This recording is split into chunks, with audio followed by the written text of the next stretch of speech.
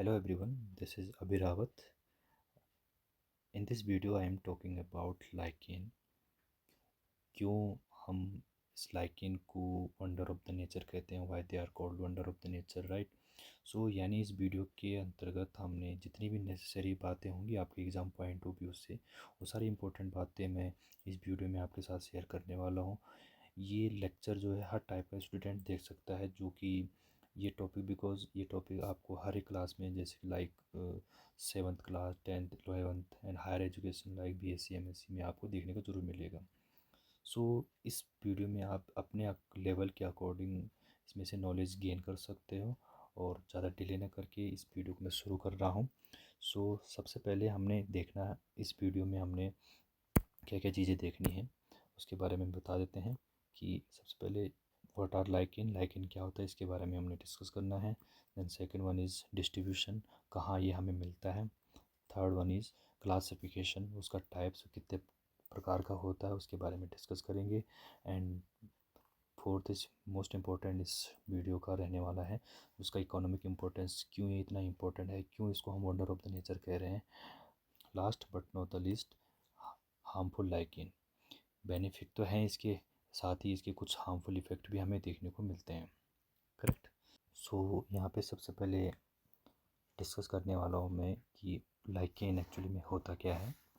सो lichen जो है एक सिम्बायोटिक एसोसिएशन है जो कि दो डिफरेंट काइंड के ऑर्गेनिज्म से मिलके बनता है, राइट। सो यहाँ पे एक टर्म आई है सिम्बायोटिक, इसका मतलब क्या था मैं इसको आपको एक्सप्लेन कर देता हूँ। सिम्बायोटिक मीन्स ये दो वर्ड से मिलके बना है, सिम एंड बायोस। सिम यानी कि डुअल एंड बायो यानी कि लिविंग, राइट। सो यानी कि दो ऑर्गेनिज्म जो हैं एक साथ जो है एक सिम्बायोटिक एसोसिएशन में रह रहे हैं, उसको हम क्या कहते हैं, डुअल लिविंग या सिम्बायोसिस कहते हैं, राइट। सो यहाँ पे एक पार्टनर जो होता है, यानी कि दो ऑर्गेनिजम्स हैं तो वन पार्टनर जो है एल्गी होता है एंड सेकंड पार्टनर जो है वो फंजाई होता है, करेक्ट। सो एल्गी वाले पार्ट को हम फाइकोबायोन्ट या फोटोबायोन्ट के नाम से जानते हैं और फंगल वाले पार्ट को हम माइकोबायोन्ट के नाम से जानते हैं, ठीक। अब फाइकोबायोन्ट, एल्गी वाले पार्ट को फाइकोबायोन्ट क्यों कहते हैं, बिकॉज एल्गी की स्टडी को हम फाइकोलॉजी कहते हैं। जितनी भी टर्म्स हैं आप उनको एक बार हम अपनी नोटबुक में मेंशन कर सकते हो। इसमें थोड़ा सा एक्यूरेटली नहीं लिख पा रहा हूँ मैं। सो यहाँ पे एल्गी वाले पार्ट को हम फाइकोबायोन्ट कहते हैं, क्यों, क्योंकि एल्गी की स्टडी को हम फाइकोलॉजी कहते हैं, तो उससे मिलके बना हुआ फाइकोबायोन्ट। फाइको यानी कि एल्गी एंड बायोस तो मैंने आपको बता दिया कि लिविंग ऑर्गेनिजम्स। इसको हम फोटोबायोन्ट भी कहते हैं, फोटो इसलिए क्योंकि ये फोटोसिंथेसिस की प्रोसेस करता है, सो दैट इसको हम फोटोबायोन्ट कह देते हैं, करेक्ट। सेकंड आता है आपके पास फंगल पार्ट।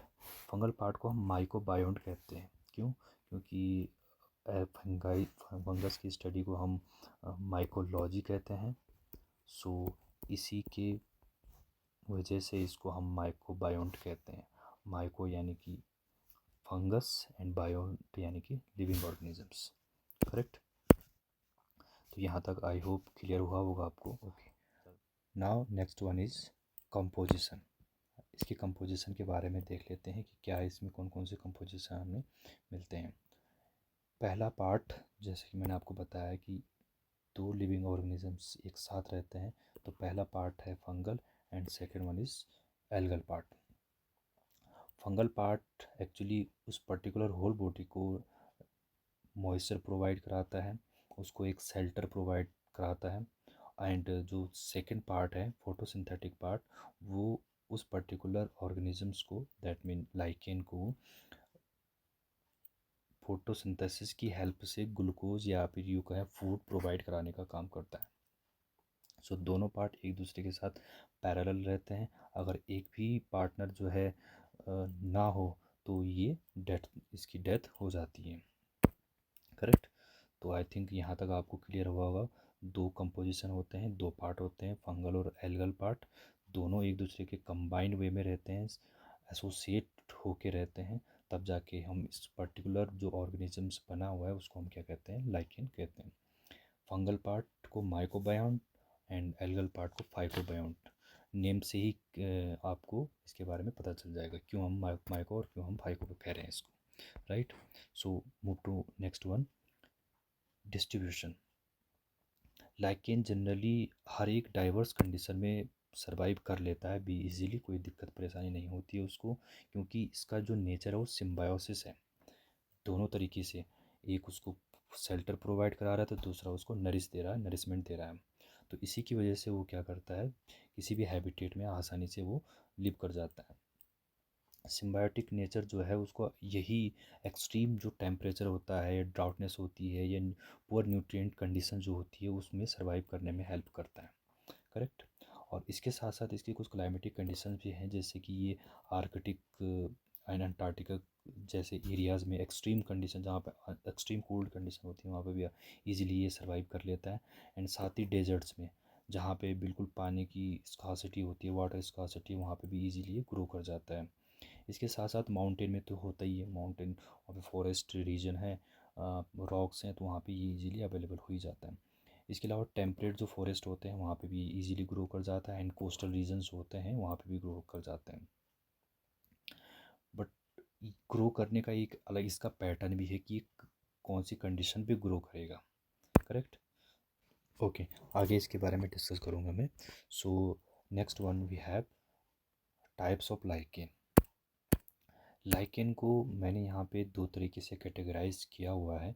एक तो आपका on the basis of their development and growth, and second one is on the basis of their habitat. तो पहले इसके बारे में हम डिस्कस कर लेते हैं कि ये on the basis of development and growth की बिहाफ पे ये कितने तरीके का है। इसमें तीन तरीके का लाइकेन है। First one is crustose lichen. Name से ही आपको क्लियर हो जाएगा, नेम ही इसको इंडिकेट कर रहा है कि कहाँ कौन सा वाला लाइकेन है, जो अर्थ के क्रस्ट में मिलने वाला लाइकेन है, इसको हम क्रस्टोज लाइकेन कहते हैं। फॉर एग्जांपल में ग्राफिक स्क्रिप्टा, ये इसका एक एग्जांपल हो सकता है। क्रस्ट अर्थ की क्रस्ट में मिल रहा है तो ये अर्थ के सरफेस में एक एडहेशन की तरह ये चिपक सा जाता है, जहाँ जितने भी रॉक्स होती हैं, चट्टान होते हैं, ट्री बार्क कंट्री, ये हर जगह पे आपको ये क्या करते हैं, सॉइल फॉर्मेशन में ये अपना काफ़ी हेल्पफुल या काफ़ी रोल प्ले करते हैं इस केस में। ठीक है। सो नेक्स्ट हमारे पास है फ्रूटिकोज लाइकेन। नेम से ही पता चल जाए, फ्रूट्स लाइक स्ट्रक्चर जहाँ पे हमने देखने को मिलेगी वो हमारा फ्रूटिकोज लाइकेन हो जाएगा। ठीक है। एक तो इसका जो थिन एरिया जो इसका होता है, और फिर ब्रांच्ड जो होता है, ये ब्रांच ट्रीज में हमें आसानी से मिल जाता है। फॉर एग्जांपल यहाँ पे क्लेडोनिया है। और इसी के साथ साथ third one is folios lichen. Name से ही क्लियर हो रहा है कि जो फोलियोज लाइकेन जो है ये जनरली लीफ को इंडिकेट करता है। प्लांट की लीव्स में ये हमें जनरली अटैच्ड हमें दिखाई देता है। एग्जांपल है परमेलिया एंड जंथोरिया। राइट।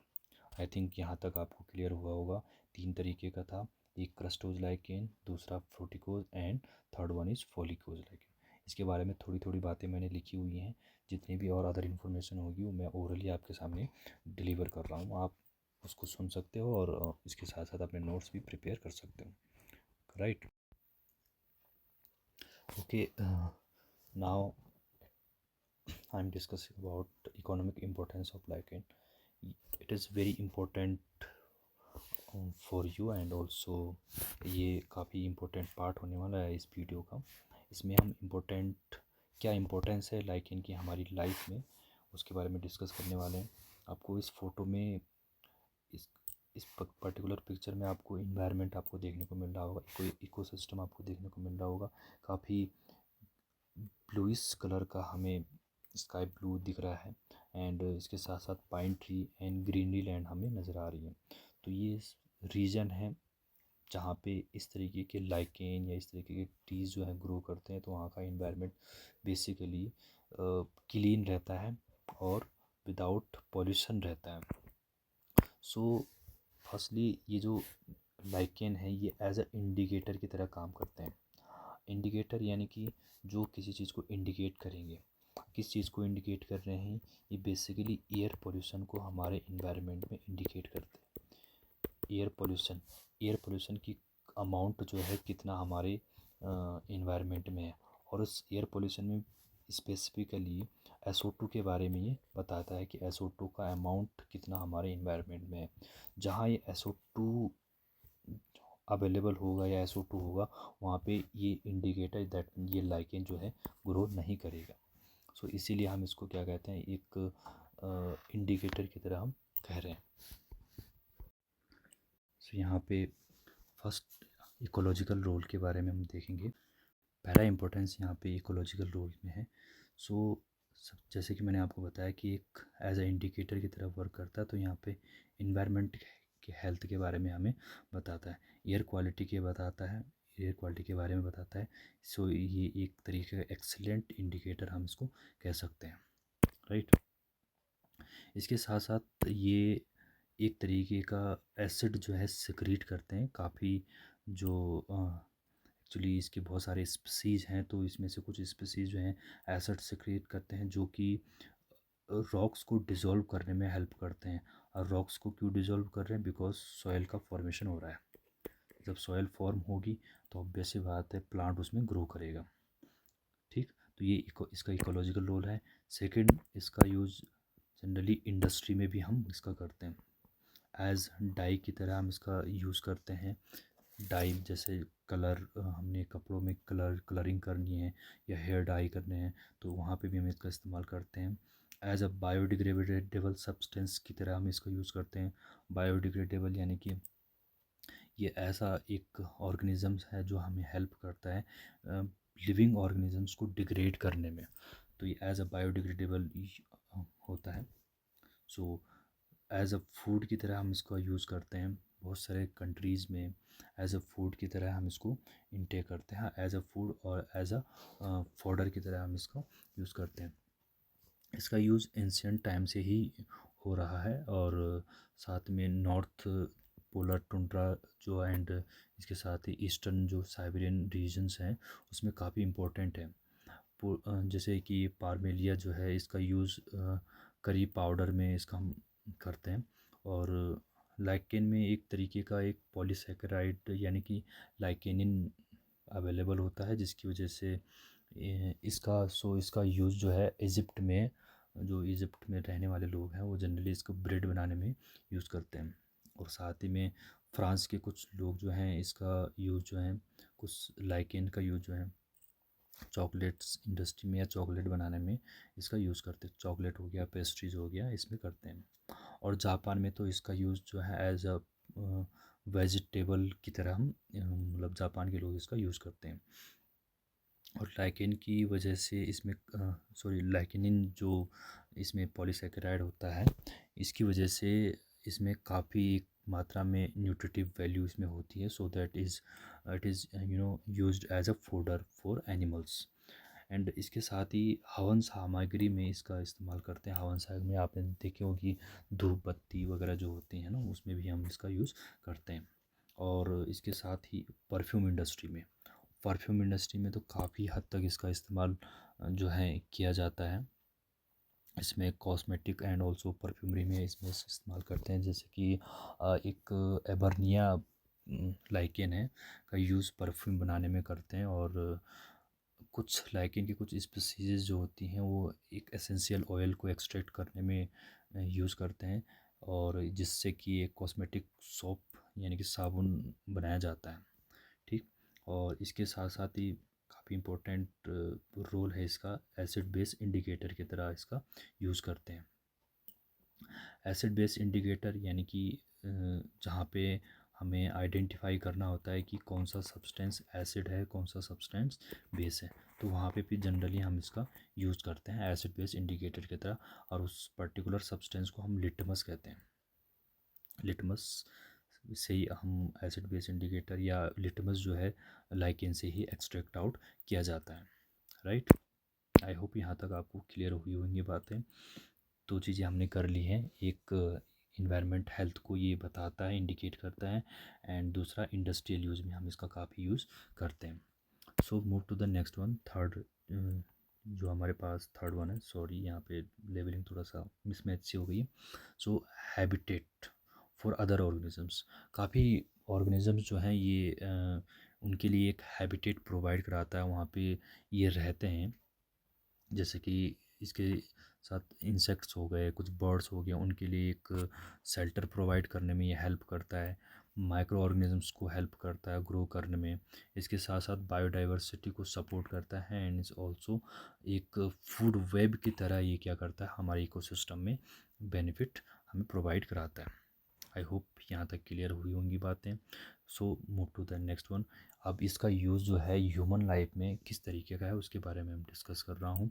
सो सबसे पहले बात करूँगा इसकी मेडिसिनल वैल्यू की, क्या इसकी मेडिसिनल वैल्यू होने वाली है। सो सबसे पहले कुछ लाइकेंस ऐसे हैं जिनका यूज़ हम करते हैं, कुछ लाइकेन की स्पीसीज़ का यूज़ करते हैं एंटी माइक्रोबियल एक्टिविटी और एंटी इन्फ्लेमेटरी प्रॉपर्टीज़ होने की वजह से हम एंटीबायोटिक्स इसमें हम बनाते हैं, इससे हम बनाते हैं। और ट्रेडिशनली मेडिसिन का यूज़ हम फार्मास्यूटिकल जो कंपनीज़ होती हैं वहाँ पे यूज़ करते हैं। बहुत सारे ऐसी मेडिसिन इससे हम एक्सट्रैक्ट आउट कर सकते हैं। सो एज अ मेडिसिन की तरह हम इसको यूज़ करते हैं। इसकी काफ़ी मात्रा में मेडिसिनल यूज़ किया जाता है, और because of presence of lichenin and some astringent जो सब्सटेंस इसमें पाए जाते हैं, उनका यूज़ हम used for bile and diarrhoea, fever, nervous disorders and hydrophobia, also skin disease में हम इसका यूज़ करते हैं। और इसी के साथ एक स्पीसीज़ पार्मेलिया जिसके बारे में जिक्र कर रहा हूँ, पार्मेलिया का यूज़ जनरली स्पेशली डिस्पेप्सिया के लिए किया जाता है। डिस्पेप्सिया शायद आई होप आप जानते होंगे। डिस्पेप्सिया यानी कि स्टमक जो आपका अपसेट हो जाता है या फिर इंडाइजेशन आप कह सकते हो, वो इसको डिस्पेप्सिया को ट्रीट करने के लिए इसमें हम यूज़ करते हैं। और साथ ही में स्नेक बाइट जो होता है या फिर स्कॉर्पियन जो बाइट होते हैं, उसको ट्रीट करने के लिए हम इसका यूज़ करते हैं। आई होप यहाँ तक क्लियर हुई होंगी बातें। और इसमें कुछ एग्जांपल हैं, जैसे कि असनिया, असनिया का यूज़ हम करते हैं एज अ एंटीबायोटिक की तरह। जेंथोरिया का यूज़ करते हैं डायबिटीज़ को ट्रीट करने के लिए, जॉन्डिस को ट्रीट करने के लिए। पार्मेलिया का यूज़ करते हैं स्नेक बाइट में, एंड डॉग लाइकेन का यूज़ करते हैं हम ट्रीटमेंट ऑफ रेबीज़ के लिए, जो कि हाइड्रोफोबिया जिसको हम कहते हैं। इसके साथ ही लेबोरिया का यूज़ करते हैं पल्मोनरी और टीबी के रिलेटेड, टीबी से रिलेटेड जो डिजीज़ होती हैं या पल्मोनरी से रिलेटेड जो डिजीज़ होते हैं उनको क्योर करने के लिए। एंड रोसेला का यूज़ करते हैं, एक तरीके की इसमें से एरिथ्रिन ड्रग निकाली जाती है जो कि यूज़ करते हैं, जिसका हम treat for angina Pictoris. I hope angina Pictoris आपको पता होगा, नहीं तो ऐसा एक टेम्परेरी तरीके का चेस्ट पेन होता है बॉडी के अंदर, हमारे चेस्ट में, due to lack of O2 rich blood to the heart muscles, cardiac muscles में ऑक्सीजन्स का जो लेवल होता है वो थोड़ा सा ब्लड में वो कम हो जाता है। सो एक चेस्ट एक पेन हमें महसूस होता है, उसको हम एंजिना पिक्टोरिस कहते हैं। इसको ट्रीट करने के लिए हम इस लाइकेन का यूज़ करते हैं। आई होप यहाँ तक आपको क्लियर हुई होंगी बात। इसके साथ क्लेडोनिया का जो स्पीसीज़ है उसका यूज़ हम फीवर में और जो हुपिंग कफ यानी काली खांसी जो होती है उसको ट्रीट करने के लिए हम करते हैं। और असनिया का इस्तेमाल और क्लेडोनिया का इस्तेमाल एज आ एंटीबायोटिक, जैसे कि मैंने आपको बता दिया, उसमें यूज़ करते हैं, क्योंकि इसमें इन्फेक्शन को ट्रीट करने में ये हमें काफ़ी हेल्पफुल होता है। और आयुर्वेदा में भी इसका इस्तेमाल काफ़ी मात्रा में अभी तक किया जाता है। और कुछ लाइकेन का यूज़ जो है टोबैको के साथ हम करते हैं, क्योंकि इसमें हेलोसिनोजेनिक जो प्रॉपर्टी होती है वो पाई जाती है, सो दैट इसको टोबैको के साथ यूज़ करते हैं। इसके साथ ही इसमें एक चीज़ मेंशन करना मैं भूल गया, और टैनिंग इंडस्ट्री में इसमें भी इसका काफ़ी यूज़ करते हैं टैनिंग इंडस्ट्री में। यानी कि जहाँ पे लेदर जो इंडस्ट्री होती है, लेदर जो इंडस्ट्री होती है वहाँ पे जनरली एक तरीके का लाइकेन जो है यूज़ करते हैं, उसको टैनिंग एजेंट की तरह हम यूज़ करते हैं लेदर इंडस्ट्रीज़ में। ठीक, आई होप यहाँ तक क्लियर हुई होंगी बातें।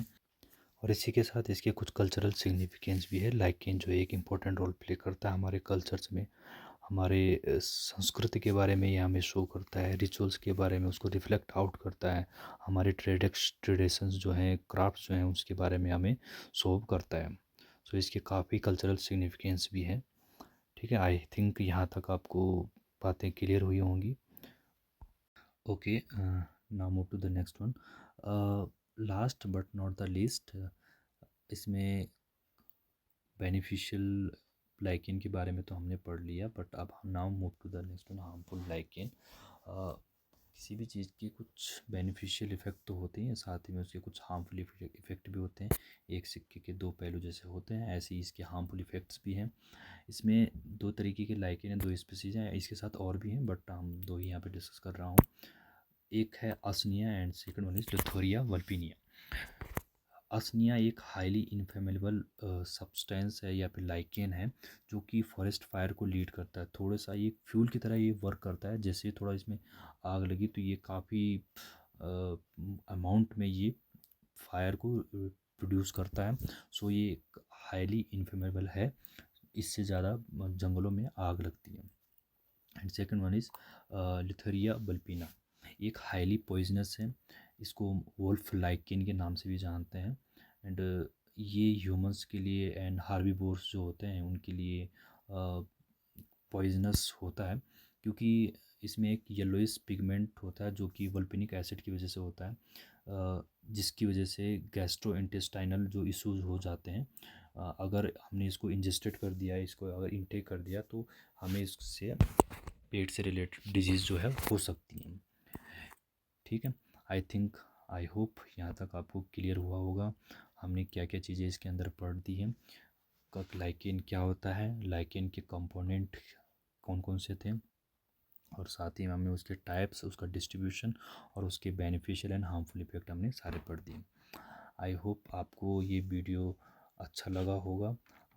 अगर अच्छा लगा होगा तो आप इस वीडियो को ज़्यादा से ज़्यादा शेयर कीजिएगा अपने फ्रेंड्स के साथ एंड सपोर्ट कीजिएगा।